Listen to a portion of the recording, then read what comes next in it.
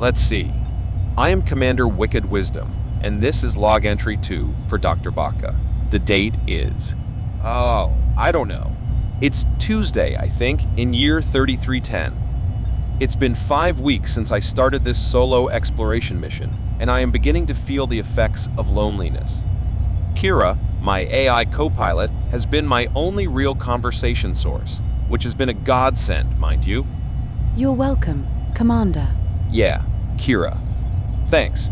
But as I was going to say, there's only so much an AI can provide. Would you like me to upload a new personality program? Perhaps the romance package from Freecom Corporation? Oh, hell no. Wow, that is so very creepy. So the planet I mentioned last time, in the blue UKOJ UB60 system, turned out to be a bust. The biosignatures I picked up were of types I've encountered many times in other places. I got samples nonetheless, which will bring some credits from Vista Genomics, but I found nothing that might get me closer to my goal.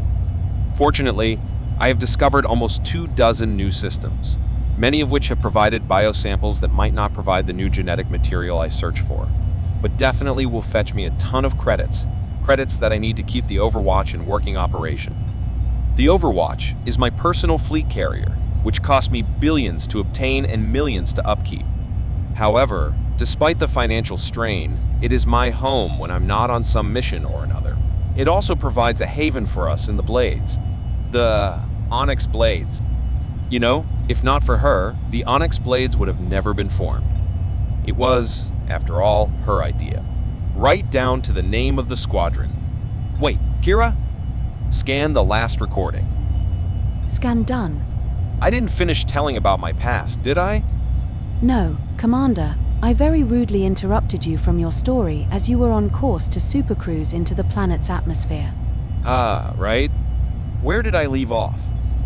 Drunk and vomiting on a drink dispenser before waking up in a cheap rented room. Right. My first non-alcohol clouded memory of her. She was a vision, though. She was a stunning woman with such bright green eyes, which almost glowed under that deep dark red of her long, wavy hair. I realize I make her out to be some angelic dream woman anyone would fall for the moment they saw her. Well, that's because that's exactly what happened to me. Let me be clear, when a woman like that grabs you deep down, it's not something you fight, even if you could. A fire erupted through me almost instantly, like flames from a boosted thruster. It may have been love at first sight, but I wouldn't have known at the time. I'd never experienced emotions like that. Sure, I held attractions for various women throughout my time, mostly as a horny teenager awestruck by the pilots whose ships my parents or I worked on. It was more lust than love, of course, and always kept strictly secret, which, I admit, made the fantasized romances all the more exciting. But that moment she turned those fierce, green eyes to mine, I suddenly felt a vulnerability I'd never experienced, even from the critical gaze of my father. It was like she could see through my skin, into my very soul, and she didn't like what she saw. And yet, there was compassion in her voice when she introduced herself. Her name was Miura, and, wait, you know what, Doctor? No, there are some things that even credits can't buy, and one of those things are my memories of her. You understand? These memories are sacred to me, and somehow sharing them would feel like a violation. Or worse, a betrayal. But I will tell you, after a few years of working and running jobs as partners, we did end up married. And we made a great couple too. It was her that prompted me to contact Kane and create the Onyx Blades. It was her that set me on the path to becoming an astrobiologist. And she was the one to convince me that there would be a chance of finding a strain of alien biology that could cure. Nope, I'm not ready for this. If I tell this story, it will be much later. I will, however, tell you that jumping from system to system, then moving through them to scan planets still holds its allure, despite the cold loneliness I sometimes feel out here. I have scanned and surveyed hundreds of planets in my career, many of which proved to sustain life. And it is those life-sustaining planets that not only further my mission parameters, but also helps keep a steady line of credits flowing for me. It's funny, they say the war against the Thargoids is an easy way to get rich, which I don't doubt.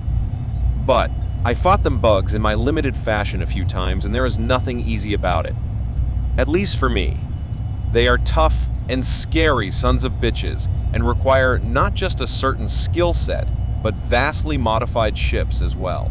Nope, I'll stick to exploring. Risking space madness or crashing into high-gravity planets as a career over fighting a seriously aggressive alien we really only barely understand has been lucrative enough for me.